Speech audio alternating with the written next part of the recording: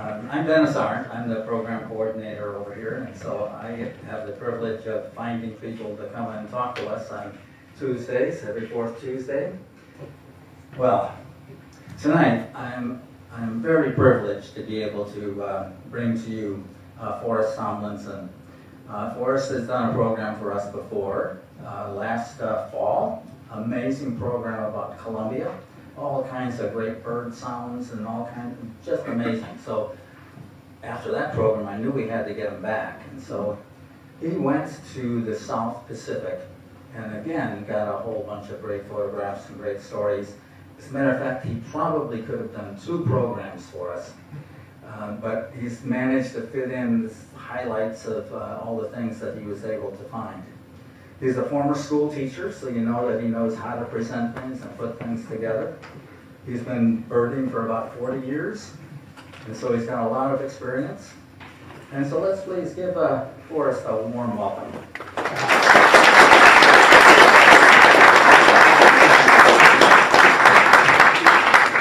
Well, thank you. And welcome. My name is Forrest Tomlinson, and I'm really delighted to be with you tonight to present my program called South Pacific and Beyond. Do you hear me? Okay, great. And before we get started, I would just like to thank some people for putting this on. First and foremost, Coast Cascades Bird Alliance. What a great name to begin with, huh? And finally, something I voted for won.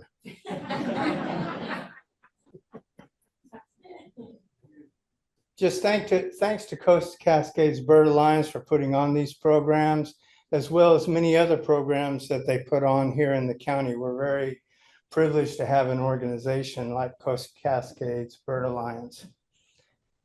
And also, thanks to Dennis for the programs that he puts on, and he makes sure that they're online that we can view. If you go to the website and click on events and then click on program meetings, you'll be able to find all kinds of interesting programs. Maybe you missed one, or maybe you want to share some with some friends.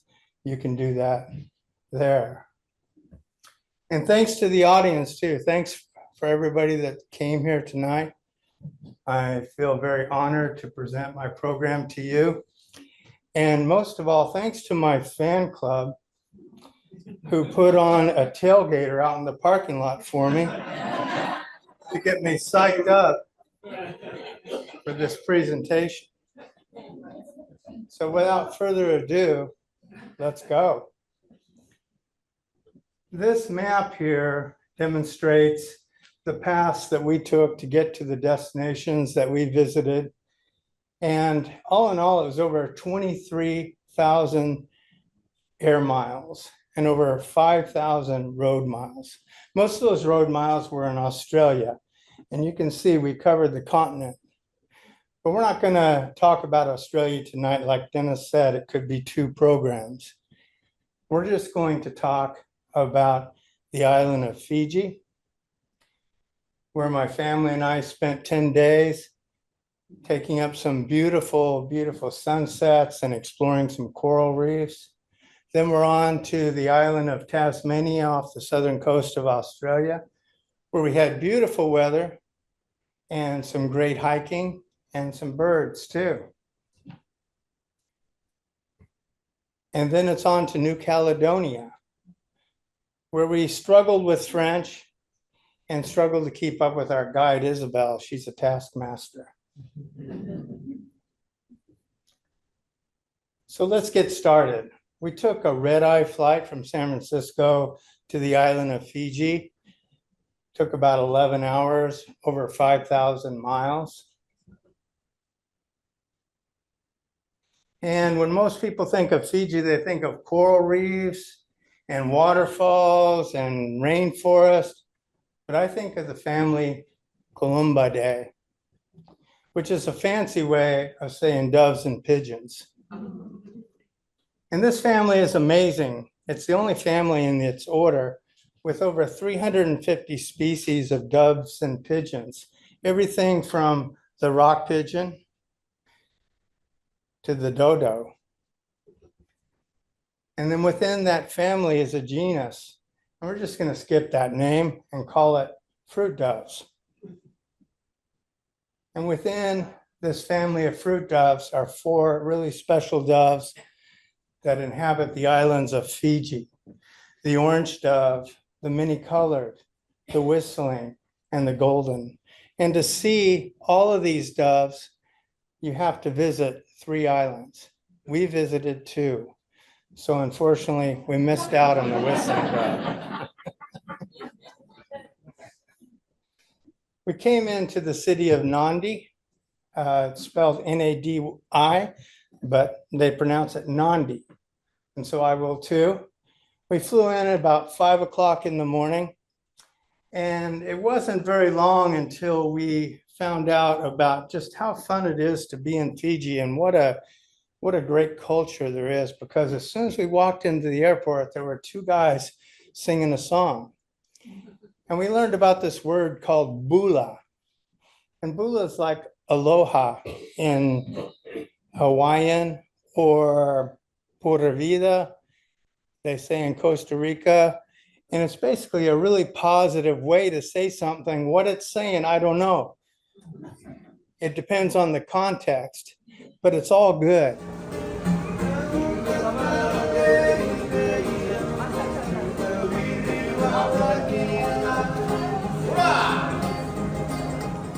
From there, we packed up all of our luggage and took the shuttle about, I'd say about 1/8 of a mile to the Fiji Gateway Hotel, where Miriam went promptly to the bar and unwound. While I walked around the grounds looking for birds. I spent about 1.5 hours and got 6 birds, all of them introduced species: the common myna, the jungle myna, and if you've been to Hawaii, you know all about the red-vented bulbul. All introduced birds. But hey, that's all good, because the next day we got up and we took the bus down to the marina. And while we're waiting for the catamaran, some great crested terns flew over, as well as my lifer, lesser frigate bird. And then we got on board the Sabre and headed out to a reef. And these guys, the crew on this boat, they were fantastic. And I'm going to ask you guys to join in with me. I've got my hands full, okay? But they're going to sing a song for you, and I want you to clap with them, okay? And at the end, we're going to say, Bula! You come along, say Matilda with me. As you are, anywhere till the morning. You come along, say Matilda with me. Ready? Bula! As soon as we got to the reef, there was a little sandbar there, and some people took their umbrellas and their Mai Tais and pina coladas and got on the beach. But I got in the water with my brand new snorkel mask and my new boy toy, which is an underwater iPhone case. And so this is my maiden voyage with this. And it worked really well, I thought. The only problem was, you know how it's hard to see your phone when you're out in the daytime, you know? So it was hard to know what was on my phone. I just had to point it at the fish or the reef or something and hope that it was in there, because I couldn't see it. Plus I'm colorblind, and wouldn't you know that the on and off button is red and green.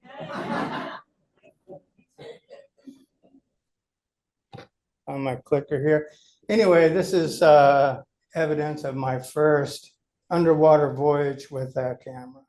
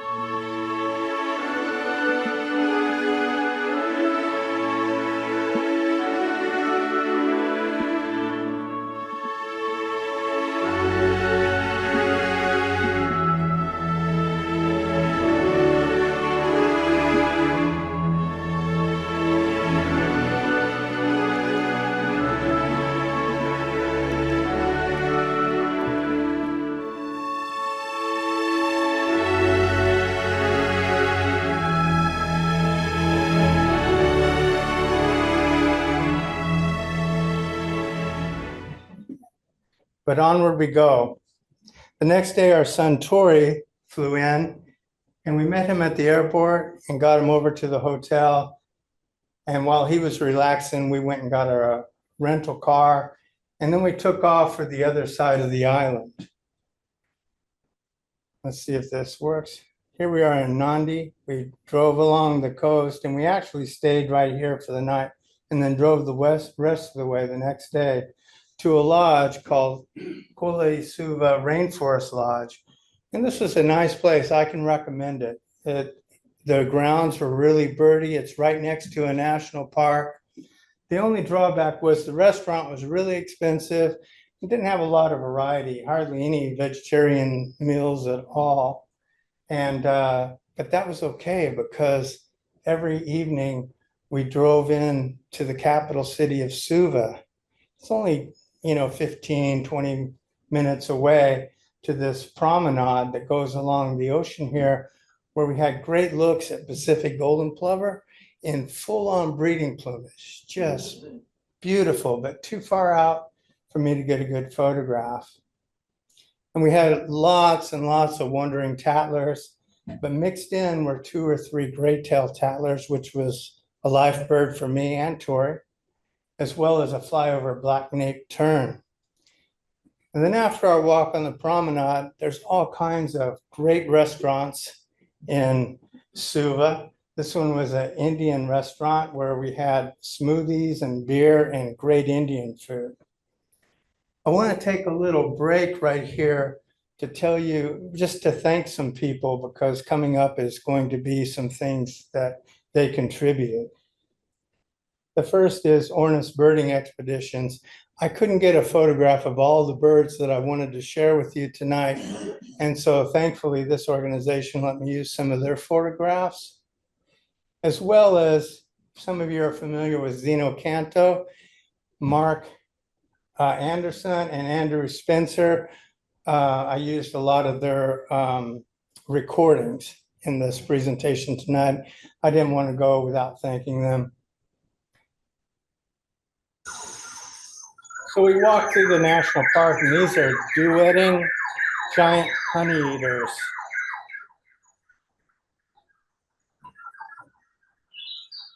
And they would sing back and forth, even around the lodge. They were everywhere, but unfortunately very hard to photograph. Then there were also western wattled honey eaters. Kikau is what the Fijian people call them, based on their name. And then the beautiful chestnut-throated flycatcher.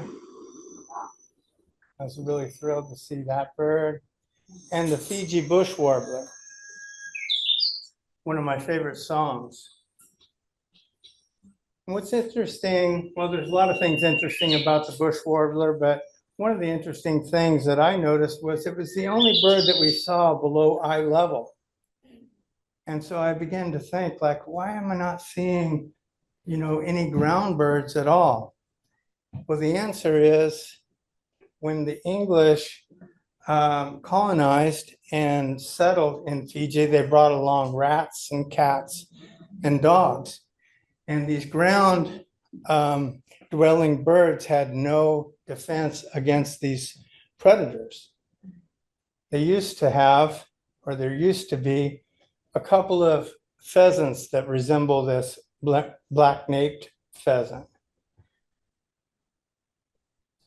The dodo used to live on Fiji. There were 2 species of brush turkey similar to this Australian brush turkey. There was also a red-throated parakeet, now extinct, last seen in 1993. So it hung on for a while. And then also the barred wing rail. Around the lodge, I was able to get some good photographs of barking imperial pigeon. And this macaw-like large parrot called the masked shining parrot. Beautiful, beautiful butterflies and dragonflies all around. That was a real treat. But this guy was what I was after. And I didn't get him until the last day that we were there. And where did I get him? Like, I'm not kidding, like 100 feet from our front door of our cabin. He was just hidden up there as if something so beautiful could hide. The next day, we drove back over to the other side of the island, got a hotel, spent the night, and then boarded this plane for the island of Taveuni in quest of another dove. So we flew across the mountains here to this island here, which is Taveuni. And the plane was so small that Tori had to put his legs into the cockpit. It's the smallest plane I've ever been in, only a 12 passenger or so. And I was kind of nervous, to tell you the truth, but once we got up in the air, the scenery kind of took me away. We flew over the farms and the mountains and eventually out into the ocean, where we saw these beautiful coral reefs. You can see them under the water there. Whoops, whoops. Uh-oh, ruined my joke there.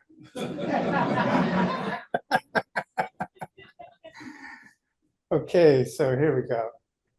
We're in the plane. Okay, we were flying over the farmlands up into the mountains, then eventually out over the ocean where we could see, like I was saying, these reefs that were underwater. Then eventually we made it to the other side and started seeing the other island. And this was just a beautiful, smooth flight, great flight up until, I'm not kidding you, the last 5 minutes. And then we got in one of those tropical rainstorms. You can see that it's raining there, you know, and it was raining so hard. I was looking out the window of the airplane that the pilots were looking out of, and I couldn't see anything. The windshield wipers are going 90 miles an hour. But the most dangerous thing in Fiji, here's my punchline, is falling coconut. They had these signs all around the lodge. So the next day, we went out to Rainbow Reef. It's called Rainbow Reef for a reason. And I took my new boy toy out there, and I want to share with you one more underwater adventure and just let you know that this camera just couldn't do the Rainbow Reef justice. It is so much more colorful than this, and it's huge.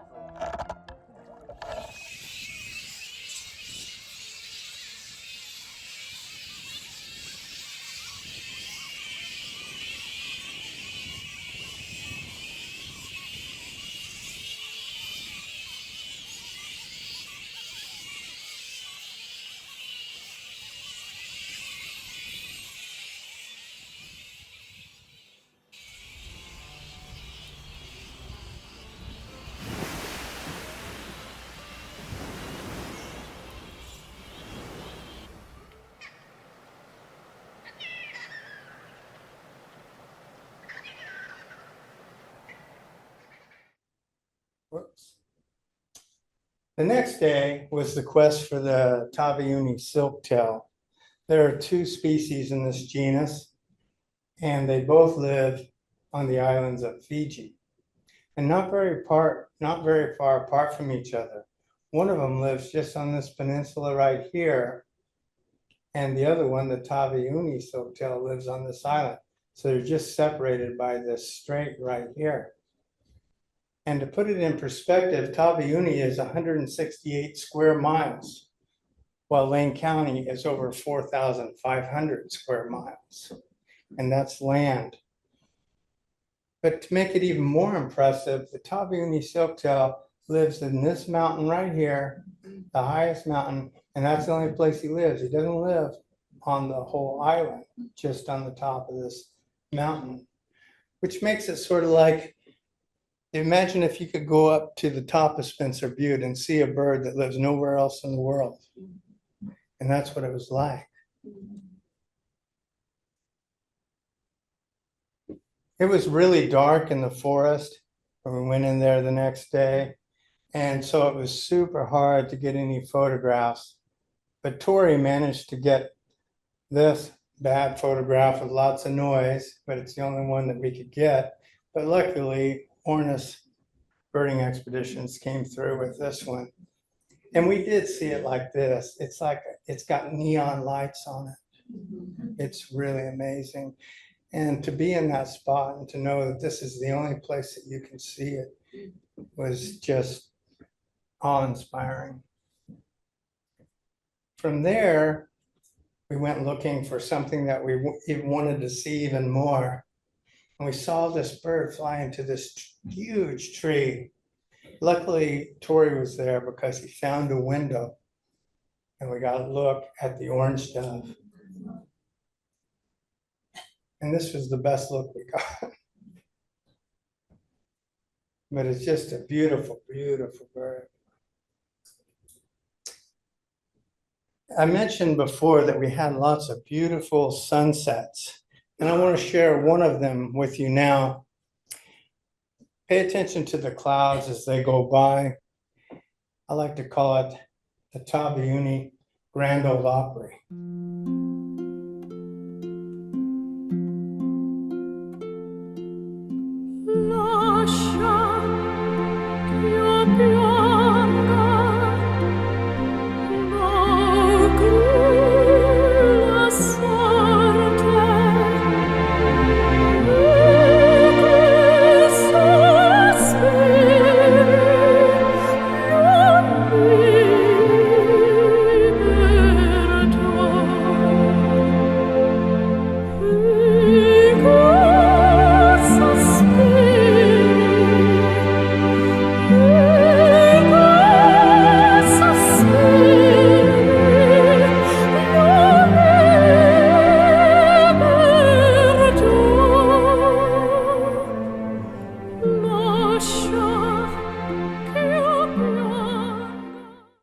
The next day, we took a flight to Sydney, Australia, and then from there to Hobart, Tasmania. What we're hoping to see in Tasmania, and they call it Tassie for short, are some endemic birds of Tasmania. There are 14, and some mammals. We did a lap around Tasmania, drove this whole way. It's over 1,000 kilometers. But before we did that, we went down to Bruny Island, which is just a spectacular place. Before going out of the city, we went to Gould's Lagoon of the Gouldian finch. And the first bird we saw, wouldn't you know it, was a great egret. But we did see this beautiful silver gull. And our first Tasmanian endemic, the Tasmanian native hen.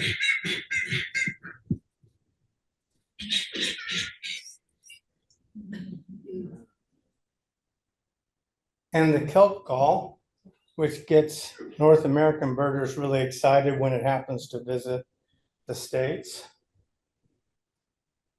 Sulfur-crested cockatoo, iconic bird. of Australia. Over in Australia, they have a shoveler, similar to our shoveler. And the Australasian swamp hen is a very photogenic bird.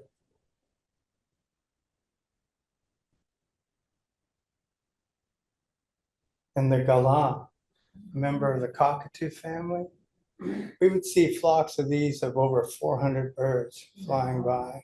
It was amazing. And then the New Holland honey eater, yes, they do have tails, but this one was missing its tail. I think someone got a hold of it. But it tells you something about the history of the area. It was explored first by the Dutch. Black swans, which I always associated with manicured parks, but these are wild. And then my favorite cormorant in all the world, the little pied cormorant. They're so cute.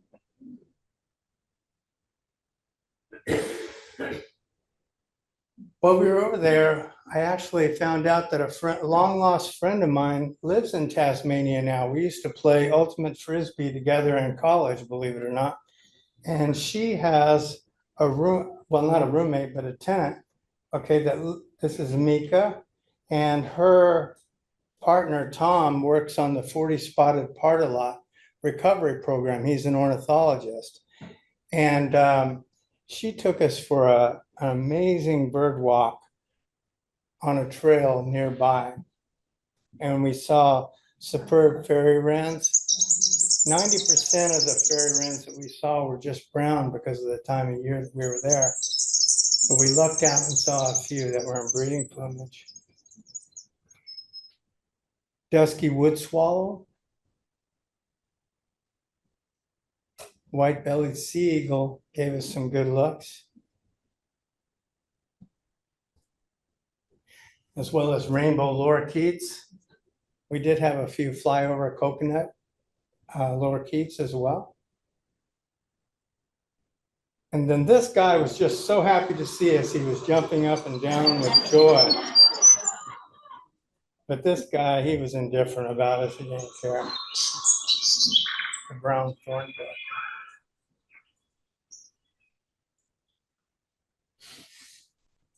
After we were done visiting, they live out like here. Well, we went out to Bruny Island. We caught the ferry up here and then drove this road down here across this isthmus. And then just when you get on the other side, I read Roger Robb's trip report on Tasmania. And in it, he told us about this, these 3 refrigerators that are out on the side of the road. They're not plugged in or anything, but this guy keeps them out there and he puts bread in them. And it's totally on the honor system. So we went to the store before we ever took the ferry and got some cheese and some olives. And we picked up bread here and we headed to our Airbnb and just had a really nice evening. The next day, we drove over to Adventure Bay. These ducks have the weirdest call.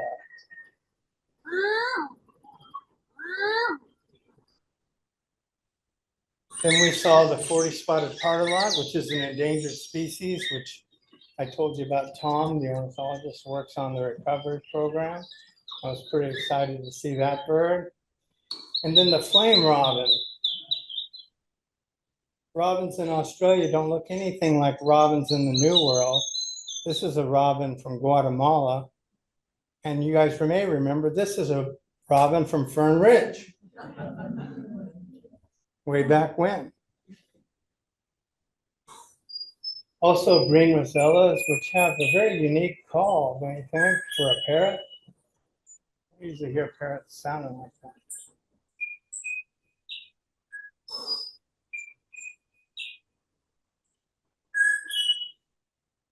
Gray goshawks are really special on Bruny Island because this is the only place where a white phase occurs.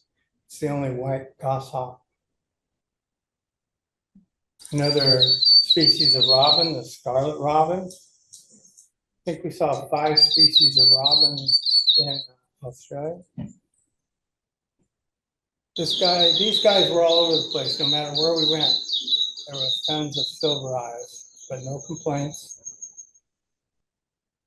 Then I like to call this photograph my yin yang honey eater photograph. I asked them to arrange themselves in the yin yang sign, and they did. And this is a nice Tasmanian thornbill, another Tasmanian endemic. By the way, that's what that means down there. TE number 5 is our 5th endemic bird in Tasmania. And these guys were great. So much personality. Furlongs. So noisy, but really interesting sounds that they can make. And then a scrub wren that wouldn't hold still.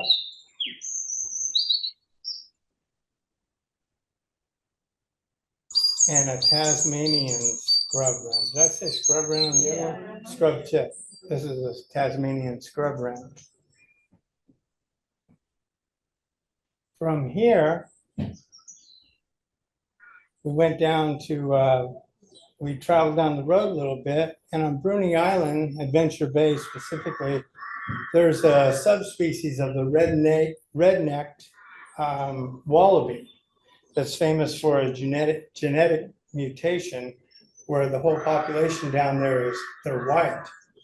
It's kind of funny that the goshawk is white too. Go to the other side of the island, they're all brown.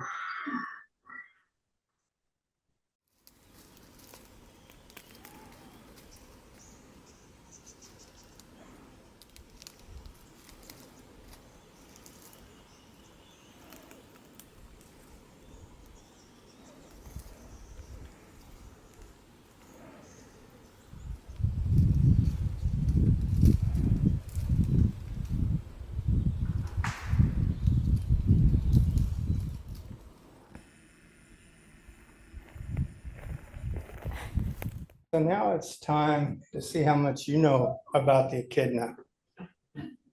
What is a puggle? You have the options up there. Anybody want to take a guess? A baby echidna. A baby echidna, let's see. Echidnas are egg laying. There it is, the puggle. Echidnas are egg-laying mammals that reproduce by the female laying a single egg in a pouch. After 10 days, the puggle hatches, stays in the pouch for about 2 or 3 months, and it lives off the secretions that the mother gives of milk. But the mother has no teats. Second question, which ancient Greek figure is the echidna named after? Anybody want to venture a guess? Philosopher we hear. Let's see. No, a Greek goddess that's half reptile and half mammal. And it was named so because the people that named it thought it had traits of mammal and reptile.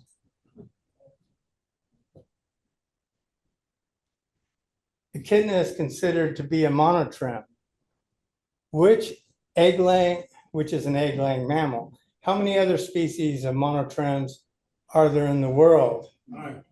Pardon me? 5. 5. Let's see. Yep, 5. I should mention that this one right here is named after David Attenborough.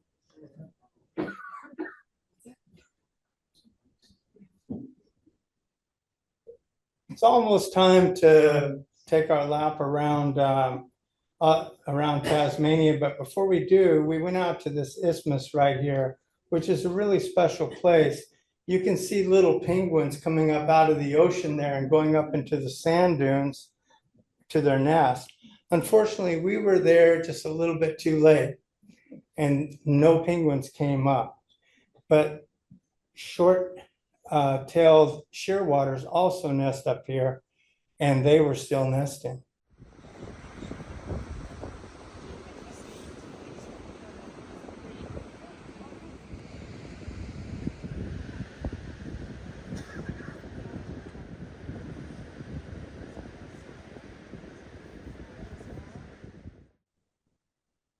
Now it's time to take our lap around Tasmania. The first place that we went to was Freycinet National Park. And one thing that I really loved about being in Australia is it was cool to be in a place where eucalyptus are native. And there's like 350 species of them. And the wood is just so amazing, and it's so easy to appreciate them there, where it's not so easy here.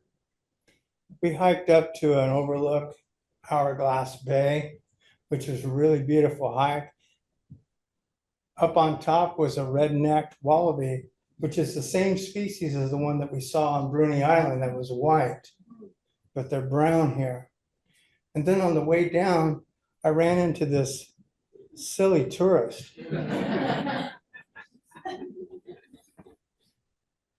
we got in the car and drove across here. We spent the night here, went birding up in this area. But the next place I want to tell you about is over here, and it's called Mountain Valley Nature Reserve. The thing that's special about this place, we stayed in this middle cabin right here, and on the fronts of the units, they're all glass. And so you stay up at night, and just before it gets dark, the owner of the establishment comes around and dumps a little bit of like chicken wings and out on your lawn.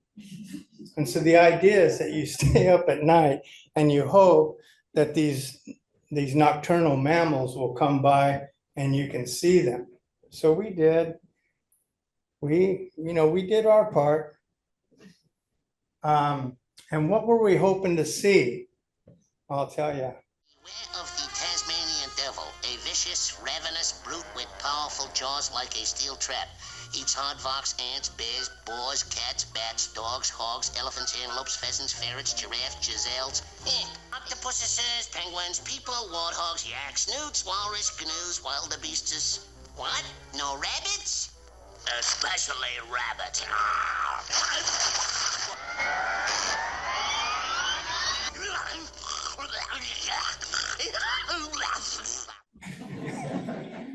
I've seen that a dozen times and I still laugh. Well, the Tasmanian devil really doesn't look like the cartoon character, but he sure does sound like him.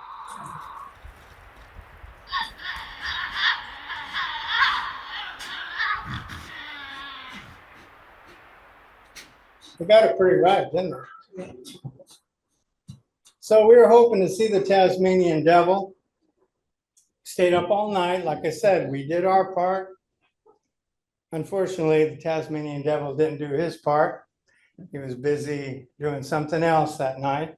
But we did see a brushy-tailed possum, which we were really excited about until I told the lodge owner, and he was, he basically told me, oh, those guys, they're pests, they're around all over the place.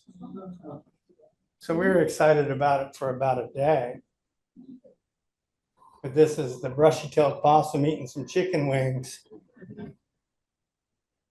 We did see some wallabies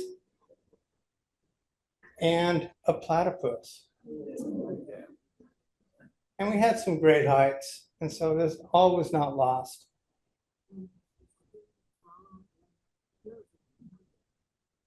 And then on the last night there, I got a real treat for me, a Tasmanian bulbul.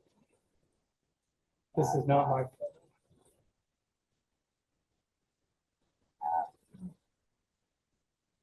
It's an endemic bird too. From there, we went up north to the north coast of Tasmania to a town called Burnie. We stayed in an Airbnb up on the hill. It was called the Duck House. I highly recommend it. It was fantastic. There's a boardwalk that we walked along. At the end of this boardwalk is the Little Penguin Center. And this is where you can go and you can observe the penguins. They've got blinds and things like that. And they've got webcams that are inside their nest. And it's really interesting. And it's staffed with volunteers. And we had the most excellent volunteer. Her name was Sylvia. And it wasn't very busy because it wasn't the right time of year, And so she just kind of stayed with us the whole time, and it was really special. And what happens here, then this is not my video, but these penguins, they come up out of the water as a group because there are Tasmanian devils around somewhere. And so they come out at night too. And they waddle around these rocks, and I cannot believe how they get around these rocks. And they're actually pretty agile. They get up to the top and they have these burrows. And you can see this guy building a burrow. And they're the only penguin in the world to double clutch and sometimes even triple clutch. And yes, we did see at least 4 or 5 penguins. This guy we like to call Freddie. Freddie came up and he had trouble getting up the rocks that way. So he took a little different course. I should mention also that Sylvia, she has this red light. Otherwise it's dark and you couldn't see him. She has this red light and supposedly it doesn't bother them. They won't allow you to have your own flashlights. He doesn't like to be out in the open. There are Tasmanian devils around.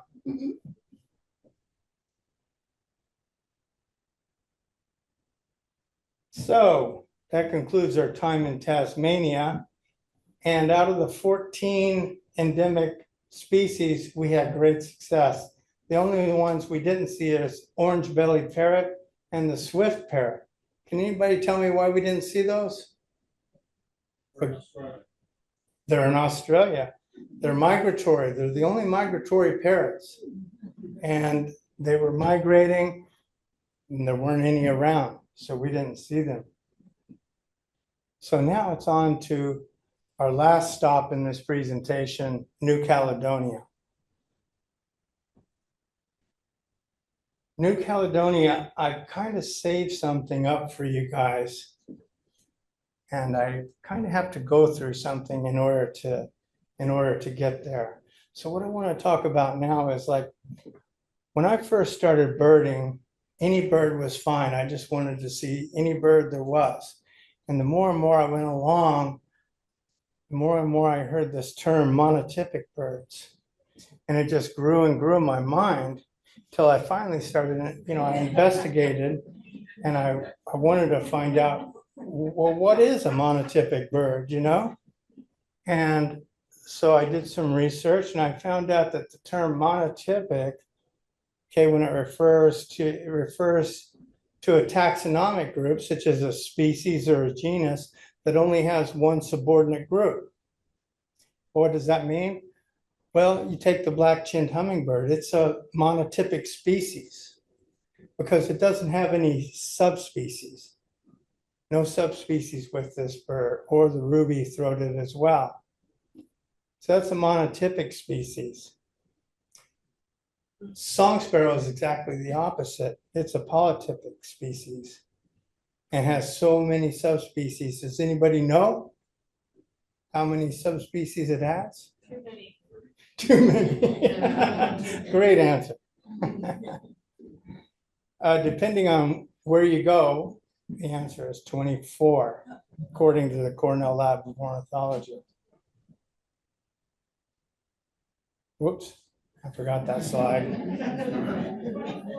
24. Very good. You win the prize. And then there's monotypic genus.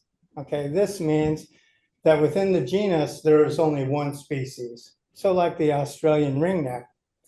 However, the Australian ringneck is not a monotypic species because there's 6 different subspecies, but it does reside in this Barnardius genus, which is a monotypic genus. I'm moving on. I'll get through this. That brings us to the osprey. Okay, now this is what birders mean whenever they talk about a monotypic bird, because the osprey is the only bird in its family. And its whole family, remember those doves? In that family, there are 350 species. In the osprey's family, there's one. In the osprey genus, there's one. However, there are 5 different subspecies of osprey. So it's actually not a monotypic species, but it's considered a monotypic bird because it's one bird in a family, makes up the whole family. Some other examples of monotypic, according to birders, monotypic families is the Hoatzin, the limpkin, the magpie goose, the palm chat of the Dominican Republic. And thanks to John Sullivan for these photographs of the next 3 birds, black-capped Danakovas, South America. These are all polytypic. Even the olive warbler of Arizona and such, and the beautiful sunbittern. And then thanks to Magnus Persmark for the next 3, which is the wall creeper,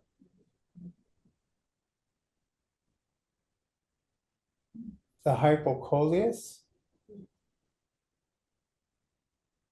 and the hammercock. These are all monotypic birds, of which there are only 33 or 34, depending on which taxonomy you look at. And one of them lives on the island of New Caledonia, the kagu.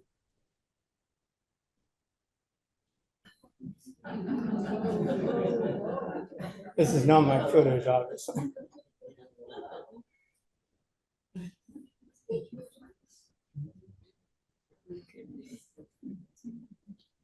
The kagu, it's not only, it's a member, it's the only species in this family, it's the only species in this genus, and there are no subspecies.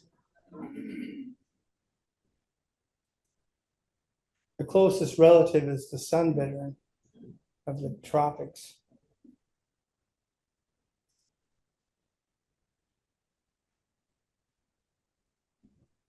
Okay. Oh, I'm pressing the laser pointer. Yeah. Oh, it's in my way, so I can't read it. It's named after the native Kanak language.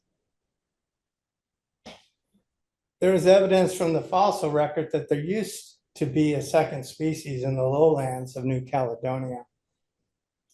It is nearly flightless and only uses its wings for displaying territorial or mating behavior. It possesses these nasal corns, which I'll show you later, which is unique, only the kagu has them. Each mating pair produces only 1 egg and 1 chick per year. And it has only 1/3 of the many red blood cells and 3 times more hemoglobin per red blood cell than usual in birds. And I don't know what that means, but I thought it was interesting. The kagu remains an endangered species due to habitat loss, and you guessed it, rats, cats, and dogs. But we're going to hold off on the kagu for a little bit. I'll get back to it because we didn't look for it until the last day down here. We were supposed to look for it the first day, but there was some problems with the parks being open and everything. So we had to go up to this park first, which is the Tree Fern National Park. And I'm going to share with you and go through some things that we saw up there real quick. First, we have to tell you about Isabelle Joly. She was our guide. She speaks French, German, and English. And I can vouch she speaks Spanish as well because she ran into a Spanish tourist and she spoke perfectly. But she doesn't put that on her resume. So whistling pipes on the way up. New Caledonia Imperial Pigeon. And this right here means it's a New Caledonian endemic.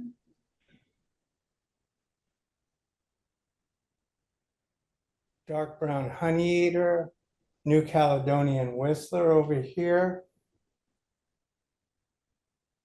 New Caledonia Misomela, which is not my photograph, I borrowed it from another photographer. New Malaysian cuckoo shrike. Hooded parrot, this is in the way, but it does have like a hood up there.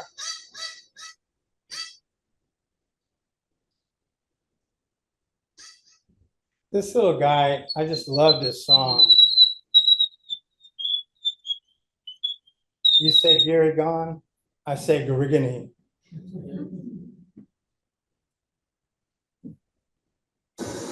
Long-tailed triller.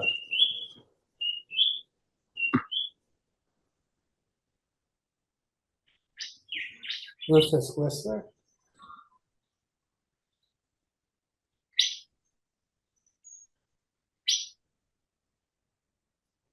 And here, Isabel found that silly tourist that we saw earlier in the program.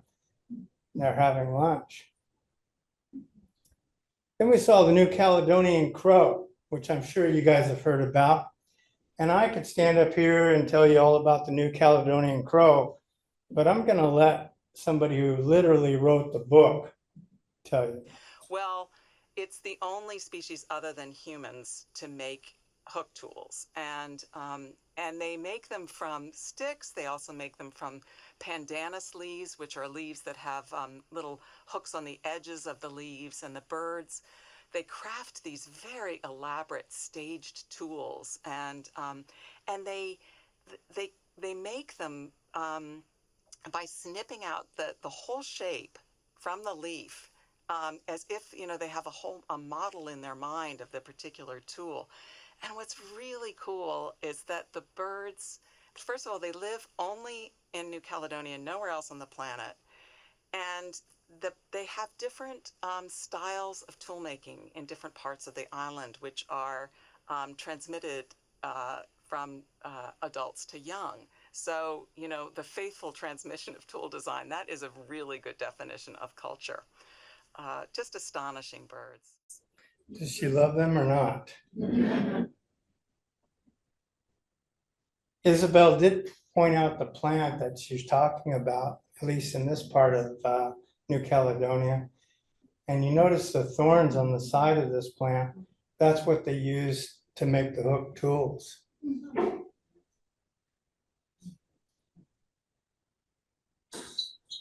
And continuing after lunch, we saw another New Caledonian endemic. Looks a lot like the gray fantail that we saw earlier, but this one is streaked. It has a streaked breast instead of like a band. Then we have some chestnut-breasted munias.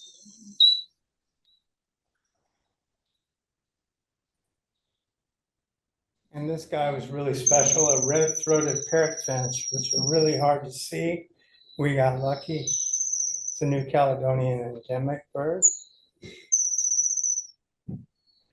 And then this tree was a beautiful tree, but it held one of the prizes of the trip for me, which was a cloven feathered dove. This dove was magnificent, and it is huge.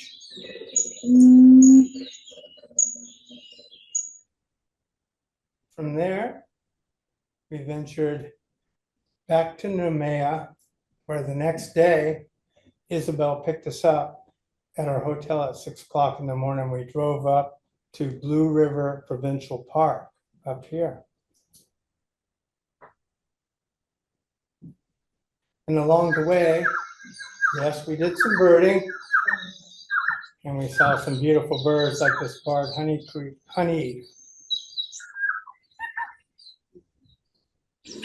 and this New Caledonian parakeet, both endemics.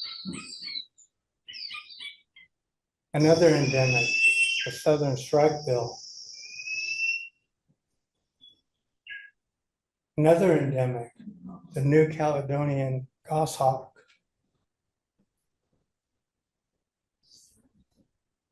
another endemic, the yellow-bellied fly robin.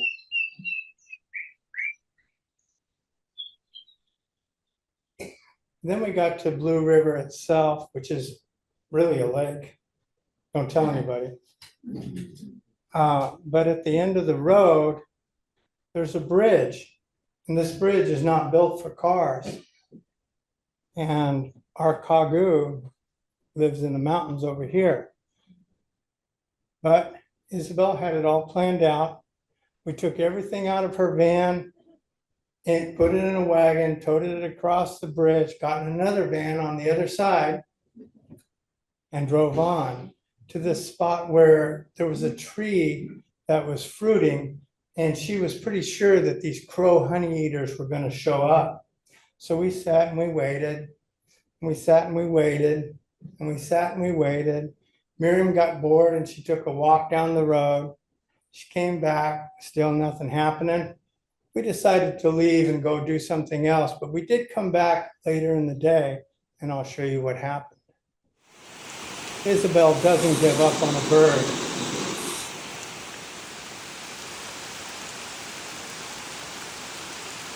We got our umbrellas and we were out there with her. And it's a good thing we were, because the largest honey eater in the world showed up. But now we've come to the most special part, the Kagu. Got to tell you that Isabel kind of let on that this was going to be easy. And I thought it was going to be easy. I didn't think it was going to be like the crow honey eater, you know. And I thought even more so because it was like 12:30 and she said, let's go see the Kagu. And I was like, whoa, what about lunch?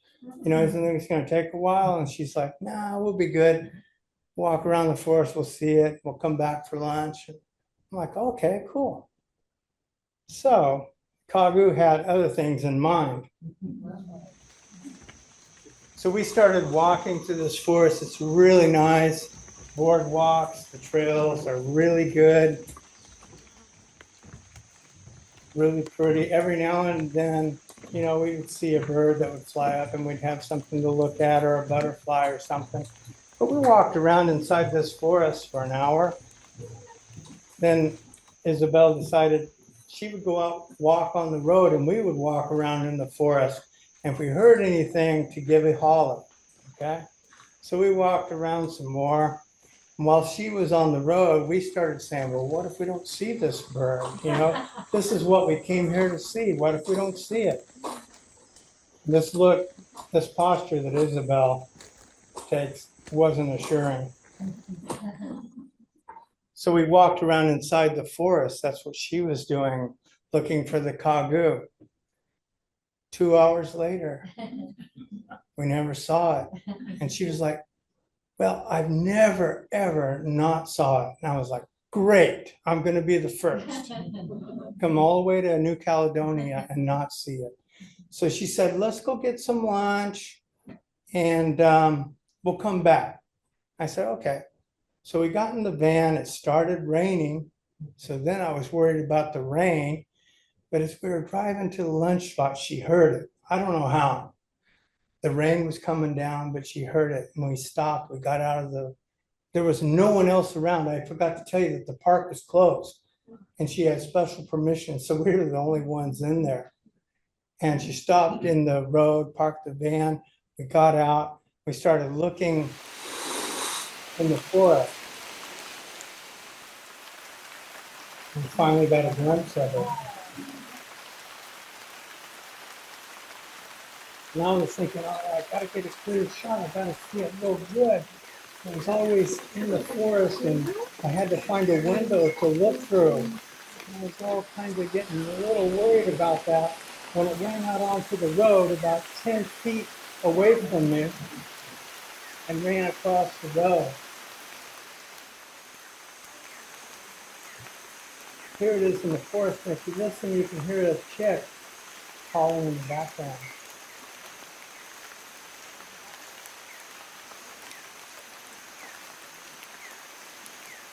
I think it's listening to a brush.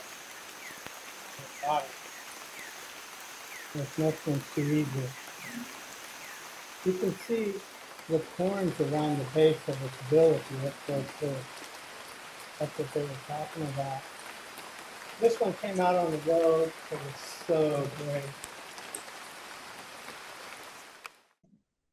And then I found the chick.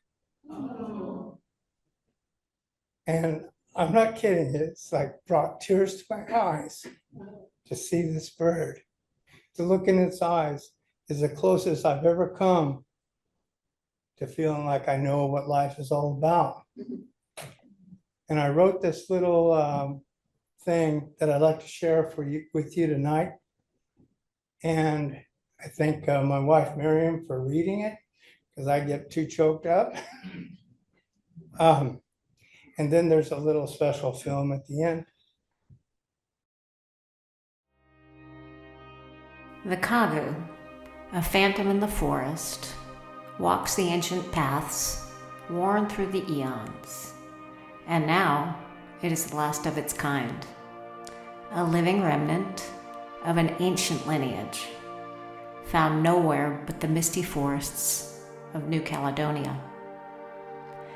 Its very presence speaks to the deep mystery of evolution and endurance. To see the Kagu is to glimpse something fragile and eternal, to place your finger on a pulse that has outlasted empires. To lose the Kagu would be to close an entire chapter in the story of life. Its survival is not merely a matter of conservation, but a gesture of reverence toward whatever it is that we call a higher power. Believe me, my fellow humans, when the Kagu is gone, no echo will remain to remind us of what once was that phantom in the forest. We are stardust, billion-year-old carbon. We are golden, caught in the devil's bargain, and we got to get ourselves back to the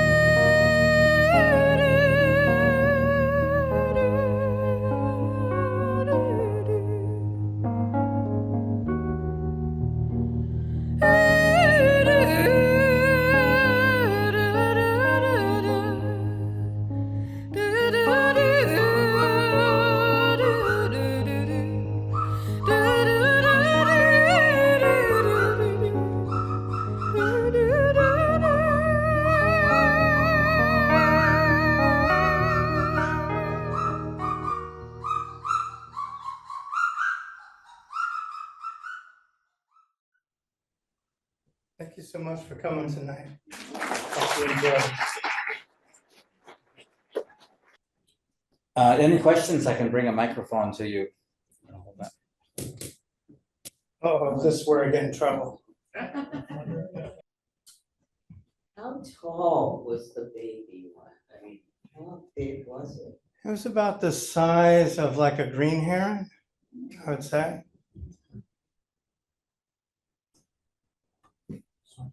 No math questions, please. I was just curious if you had a plan and how long it took you to do the whole trip, and did you know what you're looking for the whole time? Oh, that's a good question. I meant to bring that up. It's one thing I forgot. The question was, when did we go, right, and how long? We left in March of this year, and we got back in early June. So it was like 3 months. And what was your other, you had one I more? was just curious if you had a plan what you were looking for, or you were just looking. Oh, no, we definitely had a plan. It was the fruit doves in Fiji, the Kagu, and a fruit dove in New Caledonia. And then all those endemic birds in Tasmania, along with we were hoping for a Tasmanian devil. Well, thank you very much. I'm always amazed at what Forrest can put together. And I know that there were a lot of things he did not put into this program tonight that I got glimpses of. And another fantastic bunch of things he could have shared with us, but thank you so much. You're We really welcome. Thanks for appreciate it. inviting me. I really enjoyed it. Thank you.